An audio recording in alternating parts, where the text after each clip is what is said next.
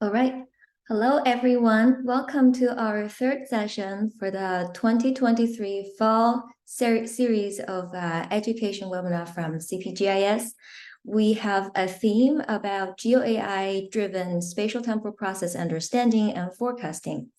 Today, we're fortunate to have Dr. Wei Tu from Shenzhen University, and he'll talk about towards smart urban mobility by coupling spatial temporal trajectory analytic and deep graph learning.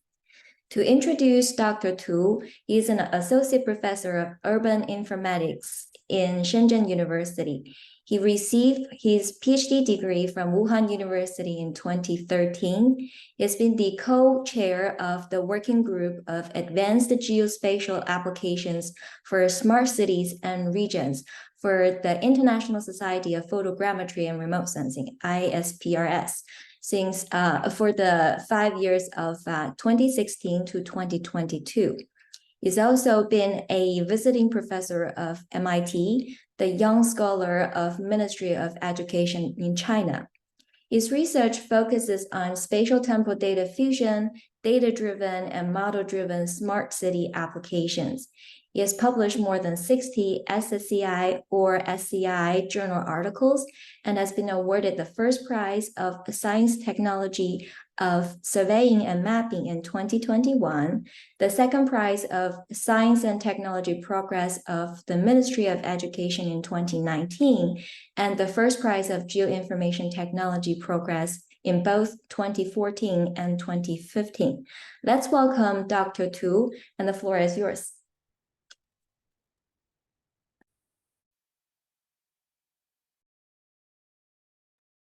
Dr. Tu, you need to unmute yourself. Okay. Yeah. Many thanks, Dr. Yu. Hi, Professor Gao. Hi, everyone. I'm Wei Tu. I'm an associate professor of urban informatics in Shenzhen University. Today, I want to share some information about our studies about smart urban mobilities by coupling trajectory and analytics and deep graph learning. Before my presentation, I want to share some information about the urban informatics groups at Shenzhen University. Our groups is founded in 2013 when the Professor Li coming from Wuhan University to Shenzhen University. Now we have 4 research directions. First one is about the geoinformation engineering and smart cities. The second one is precise survey engineering. It is for the civil engineering. The third one is about the remote sensing for natural resource. The last one is urban big data and urban computing. This one is related to our today's presentation. We also have 3 level programs. The first one, the bachelor program, is about geospatial information engineering for smart cities. We will have 60 students every year in this bachelor program. And the second level program is about the master program. We have 3 master programs. The first one is urban informatics and the smart cities. The second one is survey engineering. The last one is artificial intelligence.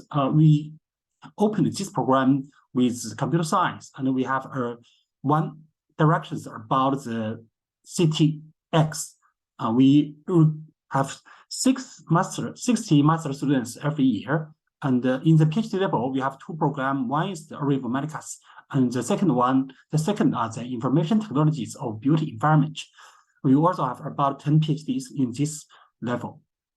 In the last 10 years, we have built 7 laboratories about the surveying, smart cities, and remote sensing.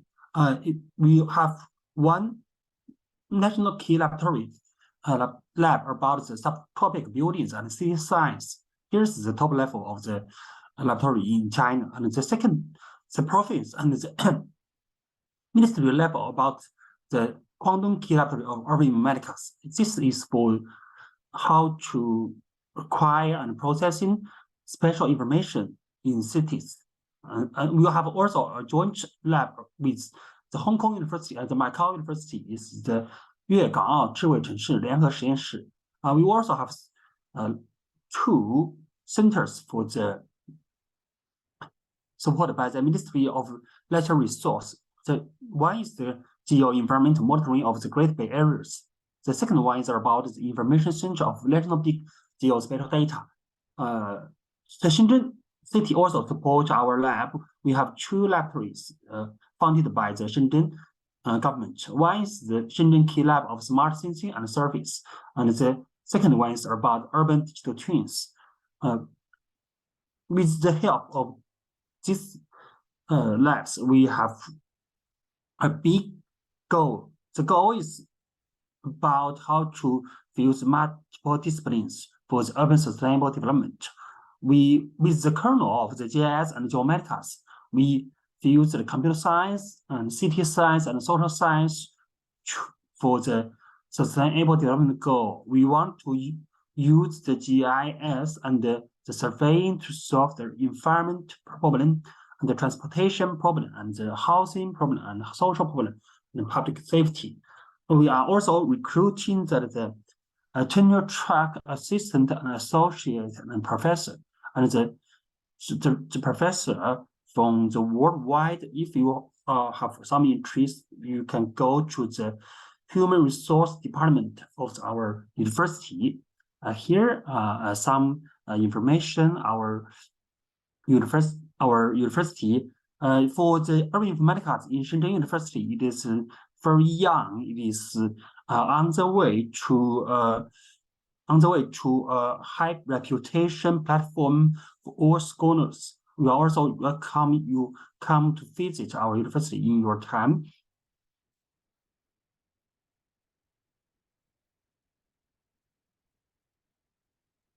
Okay, in the following times, I want to share our studies about the smart urban mobility. We will report the progress in 4 parts.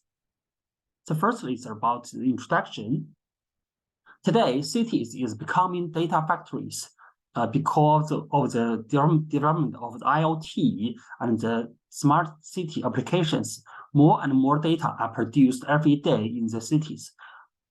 For example, now when we are sharing some information from fields online, there are also some data are produced for the recording and will be read and write and see and searched by other people in the following days.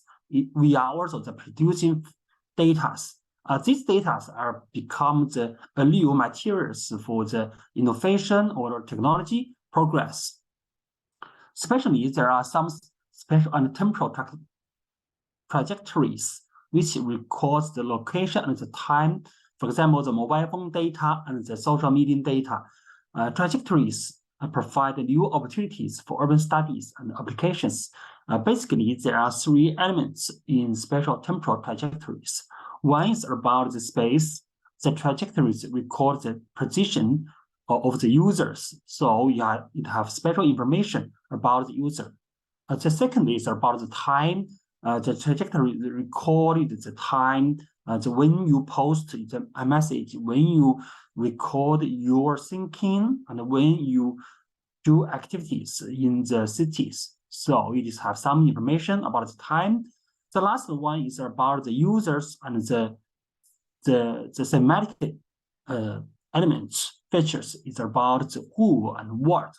So it provides a new insight to how to observe the individual and how to facilitate the decision making in the cities. Basically, there are 3 features of trajectories. So one is that the trajectory data is very large. It will include millions of users. It ubiquitous in everywhere, and it is also, but it is a knowledge view different from our basic thinkings. It didn't for one trajectory. It didn't include much knowledge, but for thousands or even millions knowledge, there are very rich knowledge would be included in these data. Especially for the trajectory, it is spatial rich. That is to say that the spatial information is good, but it is also semantics viewers. There are only spatial information and time information. Basically, there are very few labels or features was linked with these trajectories.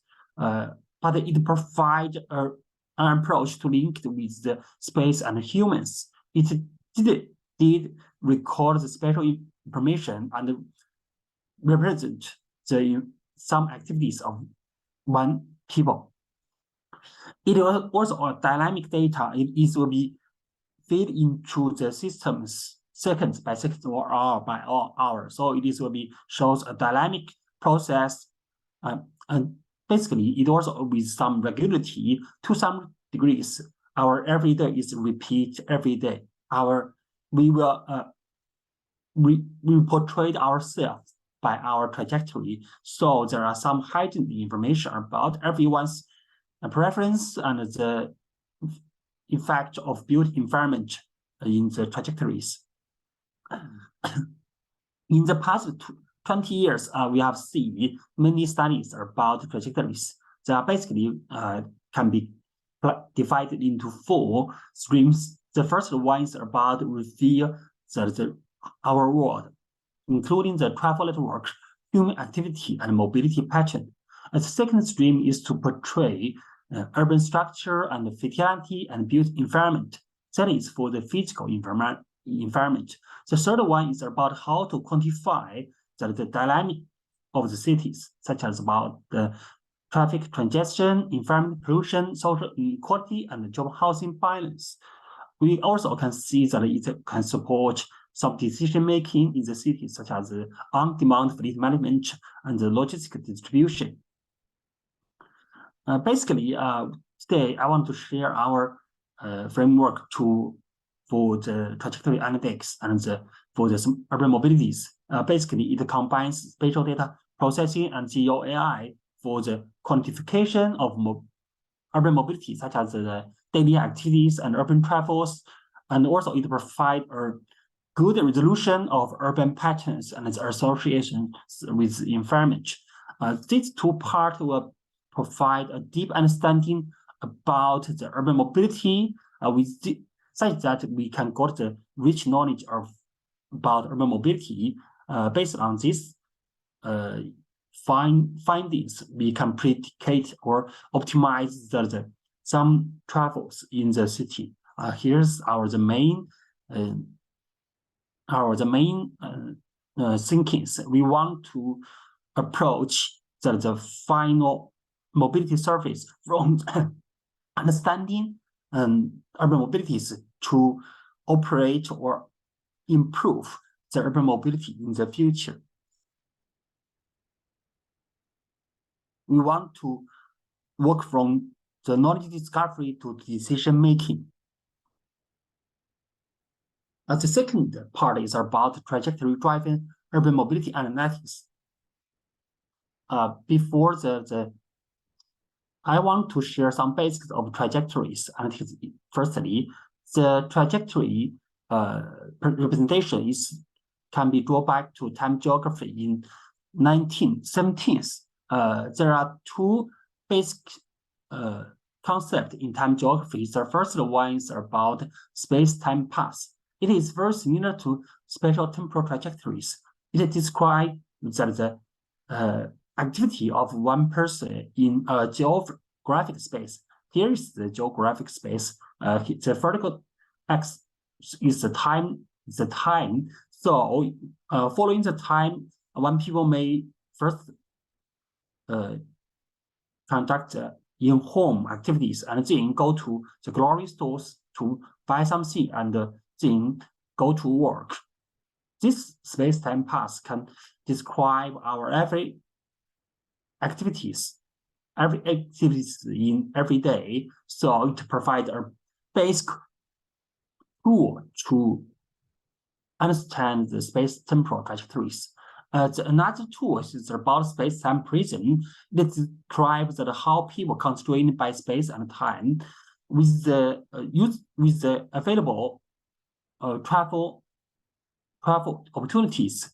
The two opportunities for one person to conduct one activity is constrained by this geometry space. For this space is cannot be arrived, therefore it is cannot be done in this space-time view. These two basic tools provide a general concept to how to understanding people move in a geographic space. And we also need some basic operations such as the map matching. For some trajectories, we must to recorrect it to the road network. So we have to do map matching. We also need to do segmentation. We must to sometimes we have to provide to segment the long trajectories into several means for sub-segments, such as the stay in one place or the travel from one place to another. Here's about the segmentation. We must divide the one trajectory to several means for part. The last is about the visualization. We can do it in Axine or in some computer software, and we want to visualize these trajectories for our thinking or our perception to understanding the true patterns behind the massive trajectories. With these useful tools, we can do the first work is about how to codify the urban travels in the cities. Here's our workflow to process the smart card and vehicle trajectories in Shenzhen. We have the smart card for the metro system and smart card for the bus systems. And we also have bus trajectories recording the travels of bus in the cities. We also have taxi trajectories. Basically, that the smart card for the metro system to record people tap in and tap out the metro station. But for the bus, the smart card it only record the typing actions. The tap out actions is not record. We merged the bus smart card and the bus trajectories to infer the bus ridership. Here's the follow of how to combine the bus smart card and bus trajectories. We combine these two useful data with time, and when people tap in to the bus, so the tapping actions will record the time, and the tap device will be recorded. So following the time, we can infer that the typing locations from the bus trajectories. We can know people where people tap in the bus at the stations. So we can infer the bus boarding stations from the smart card. With this useful data, so we can automatically segment the multi-source trajectories with machine learning, and we can extract millions of travels in every day. With these useful travels, we can summarize the travel distance and travel time. Here's the result in Shenzhen. The result in September 2007, and the red ones are the travel distance for the metro, and the blue are the information about the bus. And here's the travel time for the metro and the travel time for the bus. Here's we process this rich data in the cloud computing space, and we use Azure and ESRIS tools to do the trajectory segmentation for the ride-hailing travels. Here we got that after processing 100,000 ride-hailing drivers in Beijing, we can know that the rhythm of the ride-hailing drivers. The blue indicates that our driver is driving on the road. The gray is indicating that our driver is stopped at some place. You can see that the diversity of the ride-hailing drivers. Some drivers are very professional. He works in 6 a.m. and sleep in the 12 p.m. But some drivers only do a lot of hours, drive a few hours on the road. Here's an example of that. It works on about 7 to 10. This useful information will be digitally described how people move, how ride-hailing drivers move in the city according to their self-time.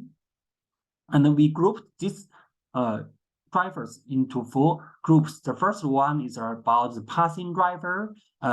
Here's the ratio of these drivers. The drivers only work a few times in every day. The second group is about the lifetime drivers. Some drivers only works in the night. They maybe have another work in the day. And the third group of drivers is about daytime drivers. These drivers works in the morning, many work in the morning, and they will have a rest in the evening or in the night.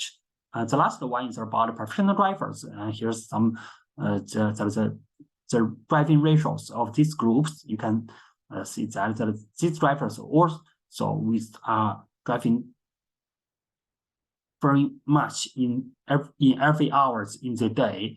This may be the professional taxi drivers. They also have a software in their smartphones to pick up the clients.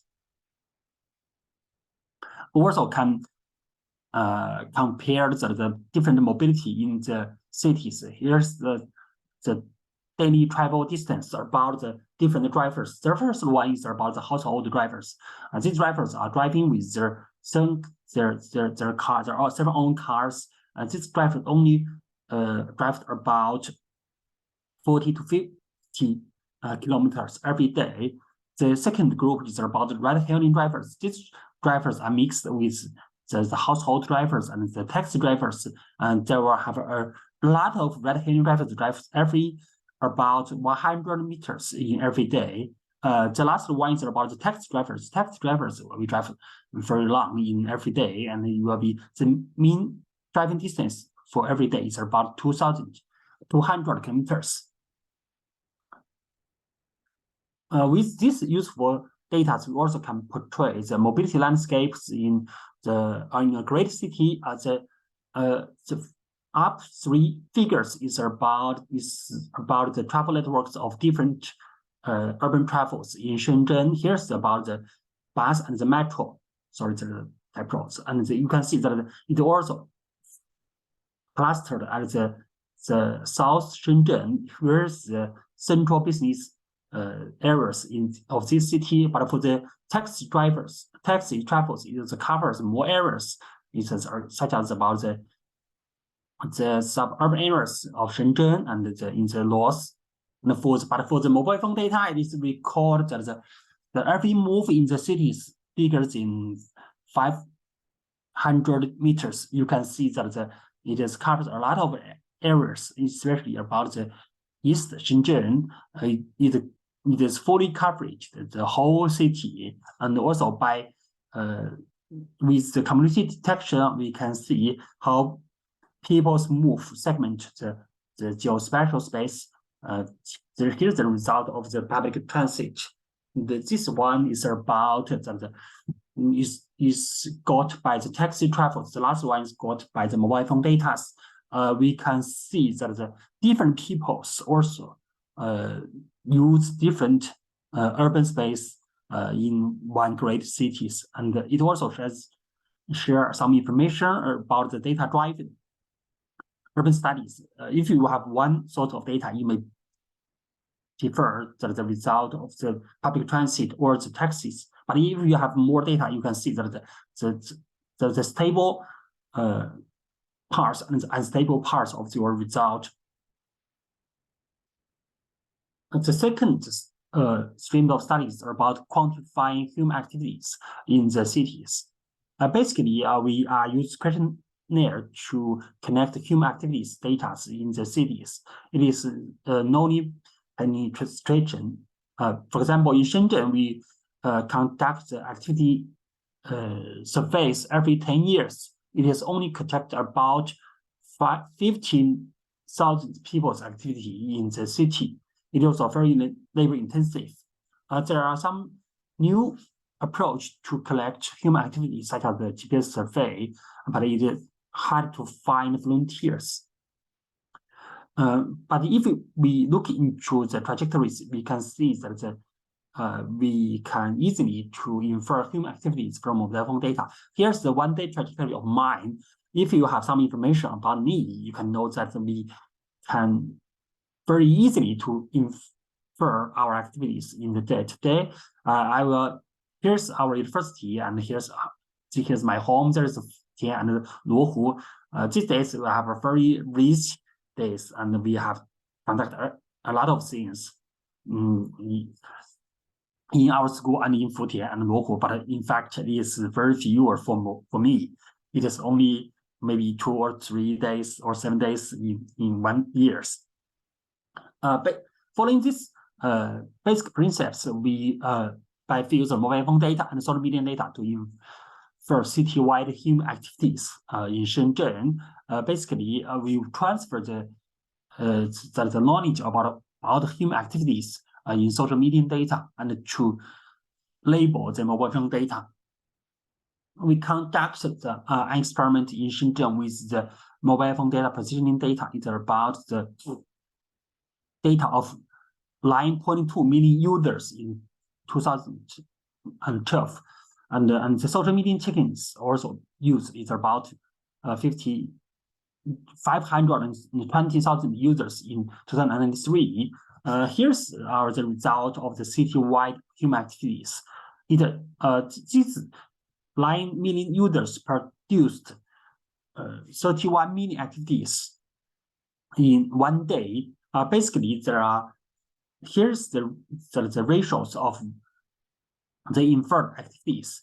Basically, in home and work are the main activities in Shenzhen. Our Shenzhen is about it is our working cities. A lot of people working in Shenzhen, and there are also some necessary social activities such as transportation, schooling, shopping, and recreation and entertainment. We also compared our result with the transport survey. Most of the cities agreed with each other, such as the working and the shopping and the recreation. The most great difference appears in the home and the schooling. For the schooling, I think the basic reason is that the students in middle school or in primary school is not allowed to have a phone, so these people cannot be found and be tracked in these data. For the home, our result is much higher. Is higher than the survey. That is because some older people also record in the mobile phone data. With this useful result, we can portray the spatial distribution of different activities. We can see that in home and work activities appears every place in Shenzhen, but for the schooling and shopping and recreation and entertainment activities, there appear in some typical place such as the Futian, and the shopping, the schooling is all about our university and the Los Lanshan, and also can see that the variation of the home and working and social activities with the data analytic region. We also can see that the result of some labor of activities in some typical neighborhoods, such as the residential areas and the transportation and the university and the commercial areas. We also can extract the heightened motifs in massive trajectories. After examining the 31 million activities, we can see that there are some typical cycles of peoples in the cities. Here's the from the perspective, the result from the perspective, we may at home and go to working and have lunch and go back working and recreation and at home today. And also here's from the cycle from the spatial perspective. We'll go to some place and return and go to the full place and finally return the starting place. So we call this one is about the motive style, activity motives. This one is the location motives. We summarized the motives. We found that 10 location motives captured the 19.3% urban travels in the cities. And basically, about 20% people are stayed at one place in the day. That may be some older people or some children, and they just stay at their home. And some people go to another place in one day. Maybe they are in our working days, they just go to work and return back to their home. Fewer people have 3 activities, go to 3 places in one day, but very few people go to 4 places in one day. And from the activity perspective, the motive is more. Is a little diversity. There are about 10 motives captures, about 98.5% urban travels in the day. Most people will have 1 activities, but some people maybe have 4 and 5 activities in a day. For the day on, you maybe can read our papers in cities or +1. With this useful data, the Warsaw can understand how the association with built environment. We have 3 lines from the central Shenzhen to the sub-areas of Shenzhen, and we observe the land use change and the human activity change. Here's the change of the land use. You can see that from the city central to the suburban areas of the cities, that the land use doesn't change too much in Shenzhen. But if you're looking into the human activity intensity, the change is very great. The human activities in the central is very high, but for the suburban areas is also very low. For Shenzhen, it has developed 40 years. The land use and has changed greatly. There are almost no agriculture areas in Shenzhen, so you can also have with developed areas. We also can feel the association with built environment with GWR. We consider the built population and social economic and built environment. We take the public transit travel and the bus travel and the taxi travel as the dependent variables. We found that the 3 common factors, including the employment and the mixed land use and the road density, is 3 common factors have significant effect on the public transit, bus, and urban travels. But in bus accessibilities and metro accessibility only affect 1 or 2 travels in the city. This also shows the manifest of urban travels in the city. The third part is about deep graph learning driving smart mobility service. Basically, transportation is allegedly modeled as by graph. Here are some graphs in Shenzhen. The first one is about the metro systems. The node can be metro station, and the edge can be metro lines, and we can build a graph for the metro station. The second one is about the road network. The node can be the junction, and the edge could be the road. It also can be represented by a graph. The last one is about the geographic space of the Shenzhen. We can take the neighborhood as the node and the edge as the spatial proximities. So we can also build a graph to cover all places of the areas for the first analysis. With useful geographic representation, we can do something based on deep graph learning. The first one, what we do is about short-term bus travel demand forecasting. Basically, we want to use the future travel demand to operate the bus fleet, we want to dispatch to determine when to dispatch a bus to pick up clients or pick up people to their working place. The problem is to predict the travel demand in the following 50 minutes or the following 30 minutes. After the trajectory analytics of bus travels, we have two observations. The one observation is that the global multimodal travel interactions, the bus will have an effect on metro, and the taxi and the metro also have an effect on the bus travels. The second is about the local multimodal travel interactions. This is a modal shift and transfer only to the dynamic factors, such as if there is a rain, people may go to the metro systems and to have a less travel in the cities. So it will be a factor that the bus travels in the following minutes. Following this line, we present a multi-field graph-based short bus travel demand prediction framework.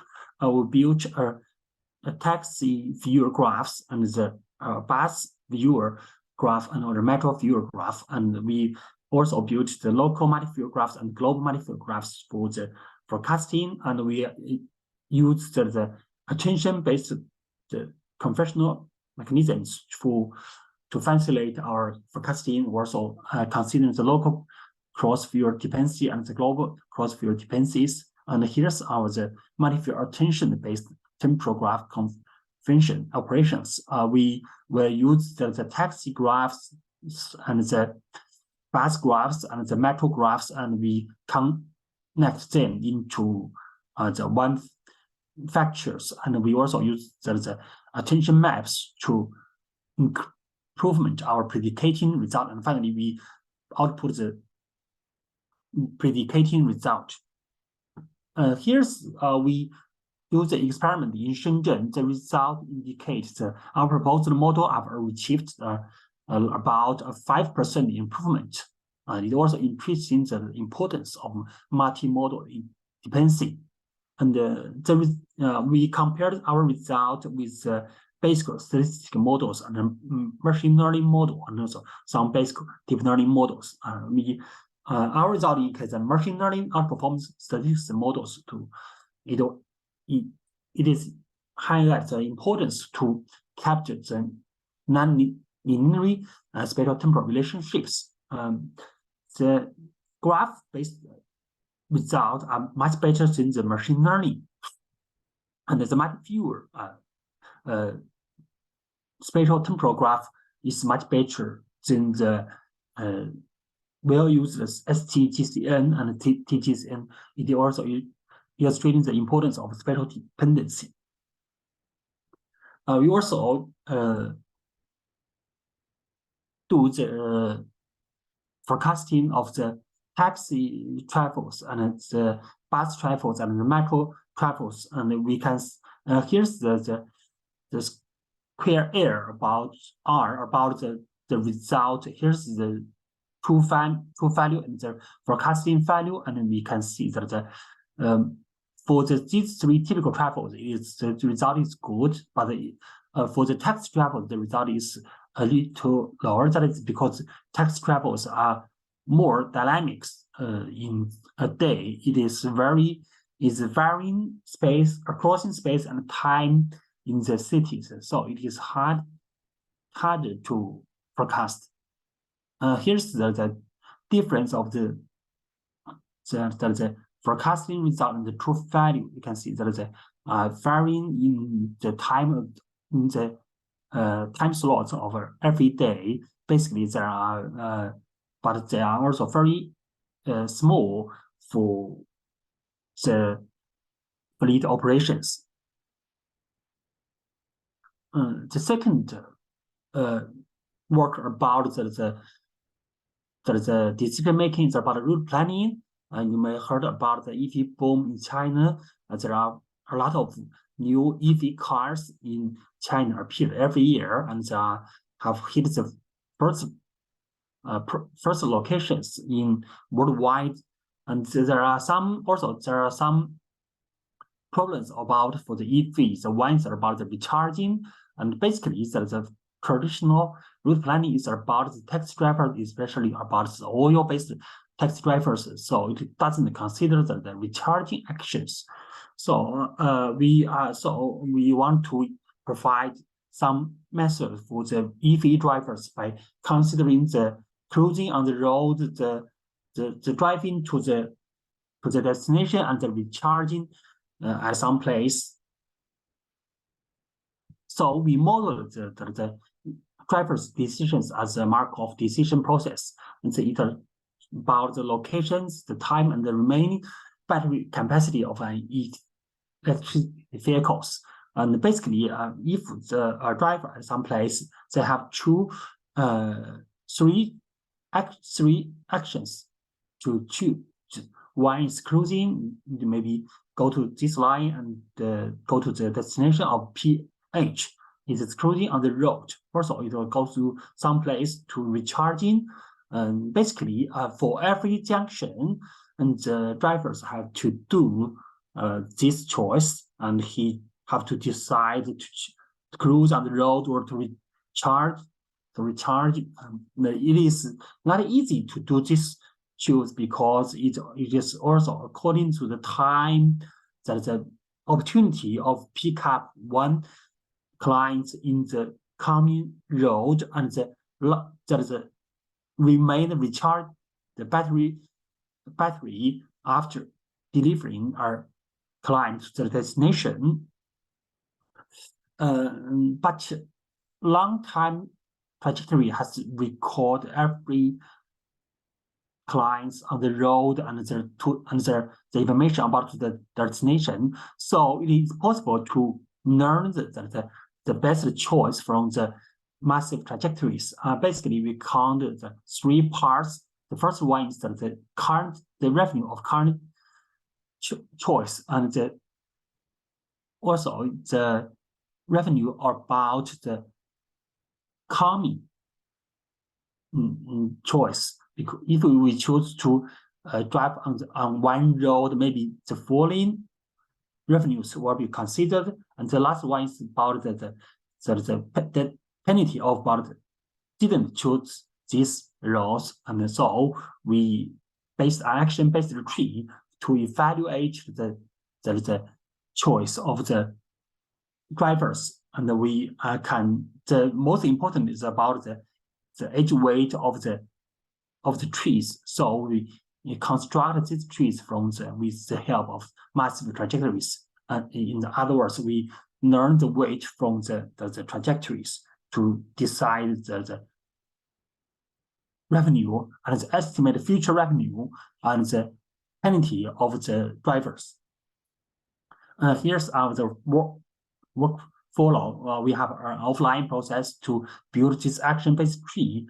You also have an online recommendation part to recommend the best route for one EV drivers. Here's an example that one driver at this place we can recruit 5 following routes for him. We conduct an experiment in Shenzhen. We have used the Shenzhen network and the taxi trajectories in 2018, and the result here's the distribution of net revenues of the EV drivers. You can see that most of the drivers can earn about 7 yuan in Shenzhen, and we compared it with the gasoline taxis. It is basically outperforms the gasoline taxis. Here's the cumulative curve of the ET drivers. This one is about the gasoline taxis, about traditional gasoline taxis. Here's one that's about the ET drivers use our method. We can see that our method can earn much and so the taxi drivers maybe prefer to shift from the gasoline taxis to the ET in the future. This studies has well processed the problem how to choose one route for one drivers. Another problem is how to incorporate thousands of EVs in one city. In Shenzhen, we will have about of 20,000 EVs in the city. So it is a problem to how to create these EVs to coordinate their driving on the road and the recharging on the stations and the waiting for some place. So we use the double Q reinforcement learning to do this task. The basic principle is to consider the cooperation and the total revenue of all EVs. It has three special parts. The first one is about intelligent matching of the EVs and personal travel. It is conducted by the double deep Q learning framework. And another one is scheduling of empty EVs. And it is supported by the knowledge of the special taxi demand. We can summarize the spatiotemporal hotspot of the taxi demand. So we may be scheduling these empty EVs to the hotspot and to fulfill the taxi demand in the future. We also have the EV recharge arrangement, which didn't consider the distance. We consider the time first of rules to improve this the charging performance in the stations. We also conduct the experiment in Shenzhen. The result demonstrated their outperform baselines about such as the distance first and time first, the method. Our STDDQ method achieved the 97% self-taxi trips. And we also have a good net revenue and the short waiting time and the closing time. But we also reject some travel demand by these systems. And in most places, the trajectory rate is very low, about no more than 2 or 3%. But to some places in the East Shenzhen, here's the tourist areas of Shenzhen, the rejection rate will be achieved at the 10%. We also conduct an experiment for the emergency logistics service. When 3 years ago, there are COVID-19. So one great task is how to deliver the basic living materials to those people quantity staying in home. But it's also a risk for this delivery man, because you have to go to some neighborhood with COVID-19, so you maybe have some risk of this place. So we use the advanced spatial technologies, and we developed systems for these people to minimize their risk. We have a video to show our studies.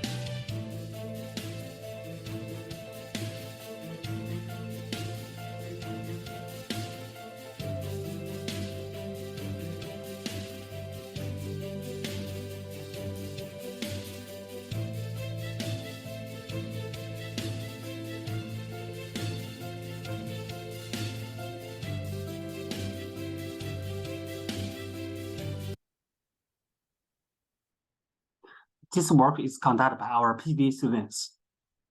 And also we have, with these studies, also provide technology support for the fighting of the COVID-19 in Shenzhen. And our students win the first prize of the Shenzhen Open Data competitions. They also have win 200,000 RMB in the 2020 years. Here's all our studies about the trajectory analytics and deep graph learnings. After these studies, we have some basic thinkings. The first one is about the multi-source trajectories, enable us to capture individual level, multimodal urban travels with rich spatial temporal informations. Basically, we have shown that some studies about bus, metro, taxi, and ride-hailing drivers also have some result of the provided vehicles. And it also almost covers the motorized travels. We know that there are some data about the sharing bike. So we can also analyze the bike actions. And in the future, we may have more data about the walking and the water transportation. We can cover the whole urban mobility in the future. I think it is possible to quantify all residence activities and travels with the trajectories in the future. But it also requires the data providings, and we need more data released to support our future studies. The second thinking is about by combining trajectory analytics and deep graph learning, we can support urban mobility related decision making. And I think this point is very important for how to academic should be cooperated with the industrial and how to facilitate the long life about GIS in the future if we want to get more and more support from the world. So we have to show that how do we facilitate the urban management and also the transportation management. So we have to bridge the gap between the knowledge discovery and the decision making. In this direction, our groups move small steps in this direction, but I think it is very important in the future. We also have some issues in the future. The first one is about the multi-source data and the multi-phase cities. And currently we have the smart car data, and we also have the vehicle trajectories and mobile phone data and solar meeting check-ins.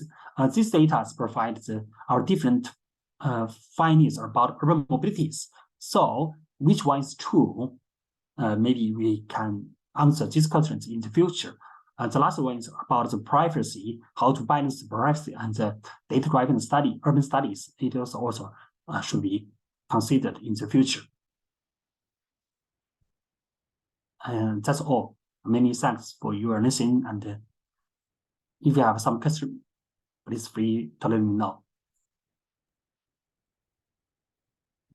Thank you, Dr. Tu. Very detailed and comprehensive presentation. A lot of interesting applications.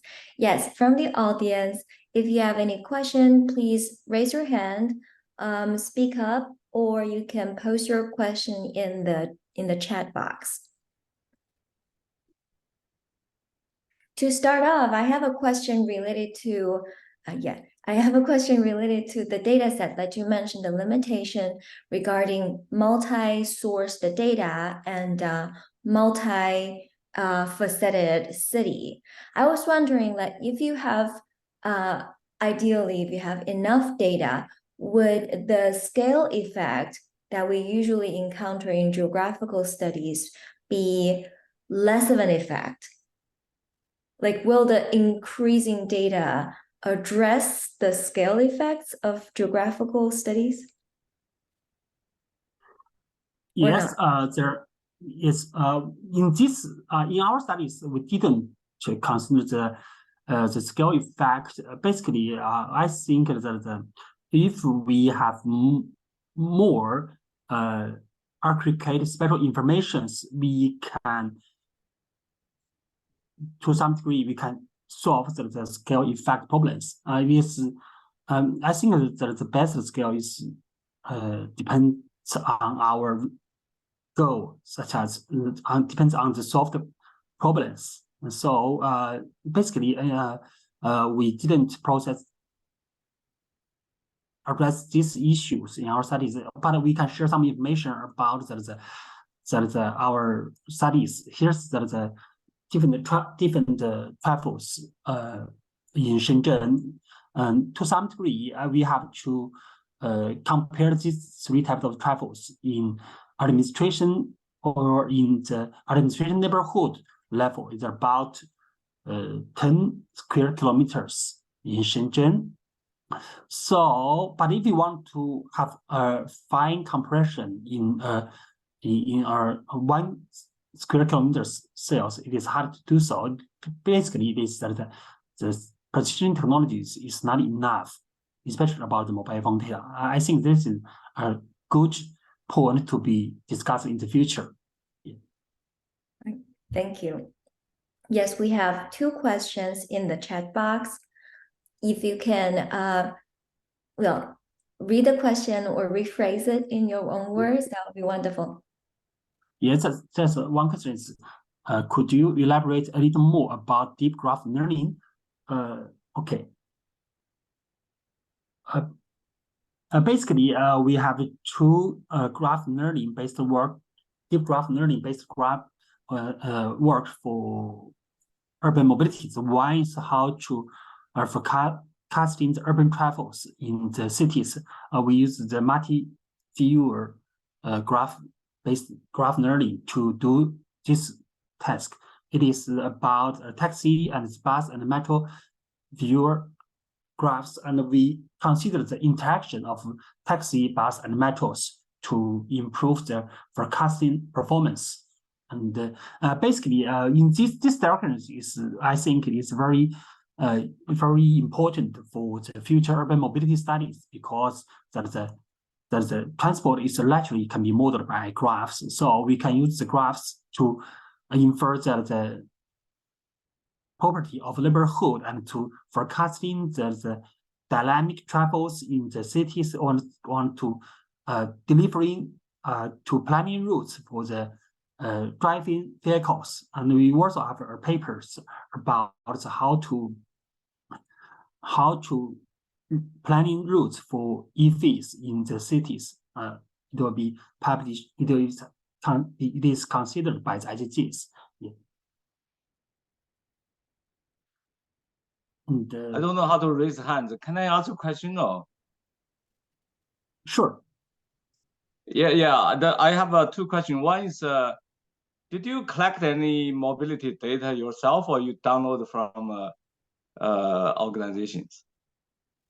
We have a cooperation with the transport department of the Shenzhen cities. So we cooperate with them and to access this necessary data with them. There are also some open trajectories data in the GitHub, such as that's released by the MSRA or by some professors. So, yeah. Did you know anyone who collecting more individual cell phone mobility data in China? I think there's no open data about individuals in China. No individual, right? No individual. Second one is this your analysis is very impressive. So this is a very upper level. It's kind of a community level, right? So did you do any individual-based modeling with agent-based models?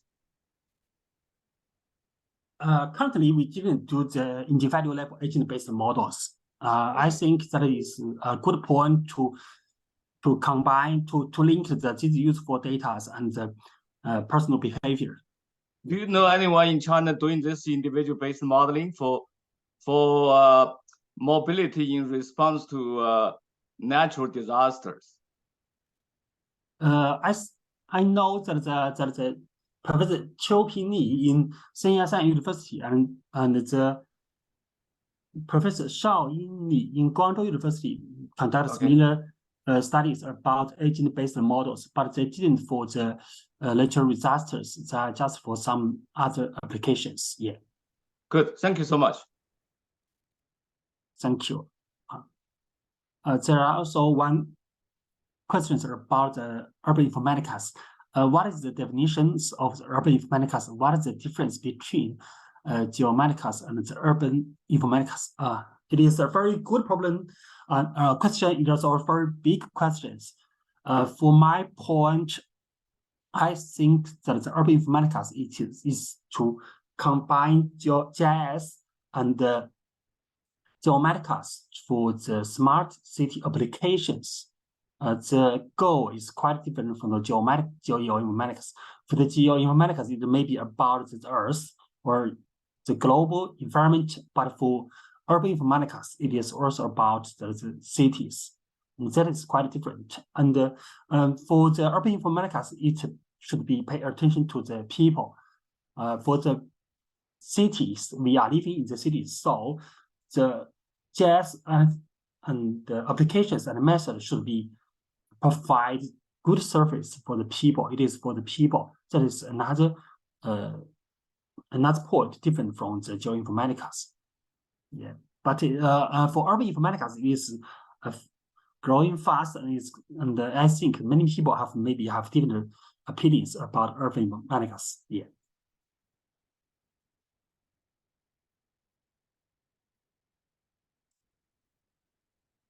Yeah, it is right to use graphs of the trajectories as the input feature of learning.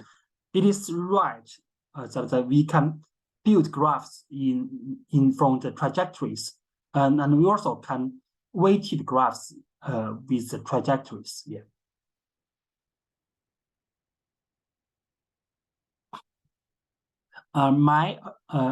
The last question is about my opinion about the future of urban mobility analytics, and I think that the most important part is that we have to build a global pictures about urban mobilities. In the past years, we have done several studies from the bus perspective, from the metro perspective, or from the taxi perspective. We claim that we have know that the true pattern about urban mobility. It may be not right. We may know that some part of the urban mobility, but we didn't know the true global pictures of urban mobility. So I think that the transportation is experience disruptive revolution. We are approaching the ultimate goal to fully and digitally representation of the transportation. So the basic future is about the digital representation of all transportation urban travels. And with this useful data, we can operate or we can operate a flexible urban mobility service in the future. We didn't consider the difference about the bus, metro, or taxis. That is just the implementation of how to deliver one people from the origin to the destination. From the mathematical point or from the GIS point, there's no difference to do this. We just want to fully reconstruct the people travel and then can use this data to infer that the true relationships with built environment. And this is the second part. The first part is about how to improve the urban travels by the spatial intelligence. That is also important. I think that understanding is the basic steps, but the ultimate goal is to improve our life, improve our travels in the city. Yeah. All right. Thank you very much, Dr. Tu. We enjoy your presentation. And for the audience, we will have another session for the CPGIS educational webinar next Thursday in the US time and Friday in China time. So I'll see you next week. Thanks for attending. Yeah, thank you, Professor Tu, Professor Yu. Yeah, thank you, everyone. Bye.